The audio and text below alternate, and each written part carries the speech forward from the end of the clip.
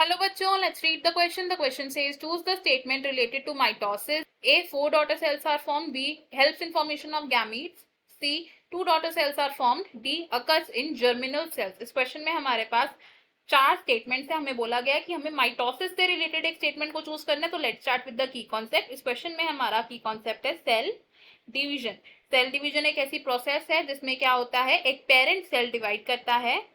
Parent cell divide करता है and ये क्या फॉर्म करता है, डॉटर सेल्स को फॉर्म करता है, यानी कि न्यू सेल्स की फॉर्मेशन होती है. अब सेल डिवीजन है दो तरीके की mainly, which is mitosis and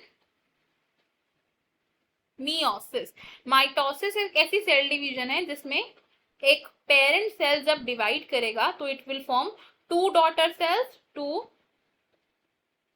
daughter cells. And meiosis एक ऐसी सेल डिवीजन है जिसमें पेरेंट सेल डिवाइड करके फॉर्म करेगा four daughter cells, four daughter sales.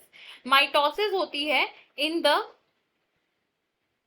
Somatic cells of the body and meiosis होती है इन द जर्मिनल सेल्स या फिर germ cells of the body.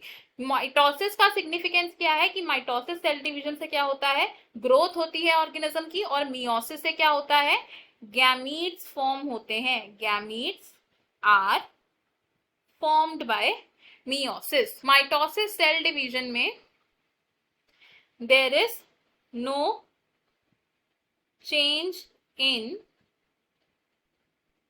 Chromosome number, यानी कि पेरेंट सेल का जो क्रोमोसोम नंबर है वही नंबर ऑफ क्रोमोसोम रहेगा इन द डॉटर सेल्स. लेकिन मियोसिस में ये जो क्रोमोसोम नंबर है इट इज हाफ, यानी कि डॉटर सेल्स में जो क्रोमोसोम नंबर प्रेजेंट होते हैं it is half the number of chromosome जो पेरेंट सेल में प्रेजेंट है.